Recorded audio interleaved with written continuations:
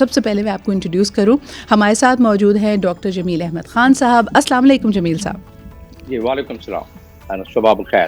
جمیل صاحب صبح بخیر آپ کو بھی. اور لاسٹ فیو ڈیز ان اسلام آباد میں خود کیونکہ اس وقت اسلام آباد میں موجود ہوں، بڑی ہلچل ہے جی. سب سے پہلے وائس پریمیئر آف چائنا آمد تھی ان کی پاکستان میں، اور 3 روز یہاں پہ ہم نے سنا کہ اسلام آباد میں جیسے چھٹی بھی ہے. I was personally there at that event as well. لیکن میڈیا میں جس انداز میں وائس پریمیئر آف چائنا کی وزٹ خالی فونگ کو کور کرنا چاہیے تھا، وہ مجھے لگا کہ کہیں نہ کہیں تھوڑا مسنگ تھا. آپ کی کیا رائے ہے since you are also watching the media coverage? دیکھیں، اس میں بیسیکلی تو کیونکہ ہمارے میڈیا ہاؤسز میں بھی اتنی ٹیکنیکل نالج ہمارے ریسرچرز کو نہیں ہے، کیونکہ زیادہ تر لو پیڈ ریسرچرز ہیں ہمارے میڈیا ہاؤسز میں. تو اس کے لیے ایک بڑا پینورامک قسم کا ویژن چاہیے اس وائس پرائم منسٹر کو، وائس پریمیئر کے وزٹ کو چائنا کے، کیونکہ اس کی چند وجوہات ہیں. سب سے بڑی بات ہے کہ ان کو صرف وائس پریمیئر کے طور پہ ہی نہ لیا جائے. یہ سینٹرل کمیونسٹ کمیٹی کے ڈائریکٹر ہیں، اور جو کہ بہت ہی کلیدی ہوتا ہے وہاں، اور یہ تقریباً $60 ٹریلین کے مختلف معاملات اور پروجیکٹس کی یہ اوورسی کرتے ہیں، سپروائز کرتے ہیں. اور یہی وہ شخصیت ہے جس نے کہ بیلٹ اینڈ روڈ کا انیشیٹو جو ہے اس کو امپلیمنٹ کیا $4 ٹریلین سے. تو اس لیے اس کی اہمیت پاکستان میں وزٹ کی جس طریقے سے بوسٹ ابھی ملنا شروع ہو گیا ہے، اور اس سے زیادہ تیزی سے ملے گا سی پیک کو، جو کہ فلیگ شپ اس کا پورا پروجیکٹ ہے BRI کا. تو اس لحاظ سے کلیدی تھا. ہم اس کو ہمارے بالکل جمیل صاحب، اور ان کی آمد کی ایک وجہ بھی یہ تھی کہ جو مائل سٹون ہے، بالکل صحیح کہہ رہے ہیں کہ جو مائل سٹون ہے وہ یہ کہ سی پیک کے معاہدے کو 10 سال مکمل ہوتے ہیں. اس دہائی میں ہم کتنی پروگریس کر پائے ہیں. جو ارلی ہارویسٹ اگر ہم پروجیکٹس کو دیکھیں وہ پورے ہوتے ہیں. اس کے علاوہ 2 اہم چیزیں کہ پاکستان کا جو کرپلنگ انفراسٹرکچر تھا، اور جو ہمارے پاس جو بڑے مسائل موجود تھے انرجی کو لے کے، ہمارے پاس ان 10 سالہ پروجیکٹس کی طرف اگر جمیل صاحب ہم نظر ڈالتے ہیں، ان 2 اہم پرابلمس کو حل کرنے کی کوشش کی ہے. What is the next phase looking like to you? In fact, the next phase is very interesting, and that is the phase where people would start witnessing the benefits of it, and those are basically the second phase جو special economic zone جس میں تعمیر ہونے ہیں. اگر اس BRI کی آپ مقصدیت کو دیکھیں تو اس مقصدیت میں آ جاتی ہیں وہ تمام چیزیں جو کہ سیکنڈ فیز میں ہمیں نظر آتی ہیں. سیکنڈ فیز میں، اور سیکنڈ فیز میں کیا ہے وہ بیسیکلی سیکنڈ فیز میں اس میں ٹرانسفر آف ٹیکنالوجی ہے، اس میں انڈسٹریز کی ٹرانسفر آف ٹیکنالوجی کے ساتھ ساتھ انڈسٹری کی ٹرانسفر ہے. اور اس کی وجوہات ہیں کیونکہ چائنا میں کاسٹ آف ڈوئنگ بزنس بڑھتا جا رہا ہے ویجز کی وجہ سے، پاکستان میں اس کے مقابلے میں بہت کم ہے. لہٰذا ایک تو یہ وجہ ہے. دوسری چیز یہ ہے کہ جو اسکل ٹرانسفر کے اس وقت MOU سائن ہوئے ہیں، جس میں کہ exchange programme of the skilful people from China Pakistan China, تو وہ ایک اس میں کلیدی. اور جو 6 MOU اور ایگریمنٹ باقی سائن ہوئے ہیں، اس کا مقصد یہی ہے کہ آگے جو اکنامک دیکھیں دابے جی جو ہے وہ 30% مکمل ہو چکا ہے اکنامک زون. اگر سندھ کی بات کریں، بلوچستان میں Bostan economic zone, special economic zone 20% مکمل ہو چکا ہے.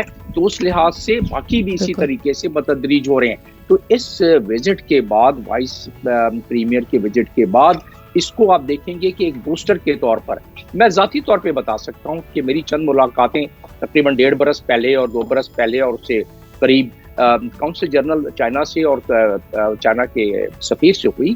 اور ان کو تھوڑا سا یہی ایک ملال جو کہ انہوں نے دبے الفاظ میں، ڈپلومیٹک الفاظ میں مجھ سے بھی اظہار کیا، وہ یہ تھا کہ کچھ سلو ہو گئے تھے پروجیکٹ. اس میں ہماری کم مائیگی تھی، اس میں کچھ ہماری سستی بھی تھی، اور ہماری جو بھی پالیسی اس وقت کی تھی خاص طور پہ گورنمنٹ کی. تو اس کی جمیل صاحب 2 چیزیں آپ سے کہنا چاہوں گی کہ اس میں جو مجھے مماثلت نظر آ رہی ہے، اگر ہم پاکستان منرل سمٹ کو دیکھتے ہیں اور دوسری طرف ہم سی پیک کے 10 سالوں کو بھی دیکھتے ہیں، وہاں پہ بڑی زبردست بات تھی کہ جو international mining expert, subject experts ہیں، ان سے سوال کیا گیا ایک آدھ پینل ڈسکشن میں کہ پاکستان کیا کر سکتا ہے یہ فائنانسنگ کو، اس منرلز ایکسپلوریشن ایمپلیمنٹیشن کو تیز کیسے کر سکتا ہے, اس کا رجحان بڑھا کیسے سکتا ہے, اس کا فائدہ کیسے اٹھائے. تو انہوں نے 3 نکات کا ذکر کیا. انہوں نے کہا کہ پہلے تو آپ کی ریگولیٹری رجیم اور پالیسی فریم ورک کو انیبلنگ ہونا پڑے گا.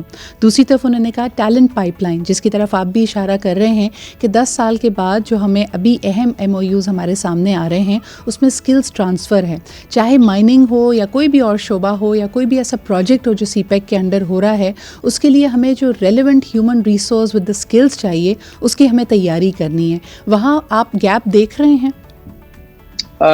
دیکھیے, یہ خاص طور پر جو اسپیشل انویسٹمنٹ فیسیلیٹیشن کونسل ہے, اس کی بہت عرصے سے میں بہت سارے پروگرام میں ذکر کرتا رہا ہوں, اس الفاظ میں نہیں لیکن میں ذکر کرتا رہا ہوں کہ ہمیں ایز آف ڈوئنگ بزنس کے لیے ون ونڈو سسٹم کرنا پڑے گا. اور اس کے لیے جب میں سفیر تھا UAE میں تو وہاں کے حکمران مجھے کہتے تھے ambassador we sell our sand much higher price than what you have with you gold. اور اس کے لیے بیسیکلی وہ یہ مجھے کہتے تھے کہ ہمارے لوگ انویسٹمنٹ کے لیے جاتے ہیں, 24 ڈپارٹمنٹ کے چکر لگاتے ہیں, لوگ پیسے مانگتے ہیں وغیرہ وغیرہ.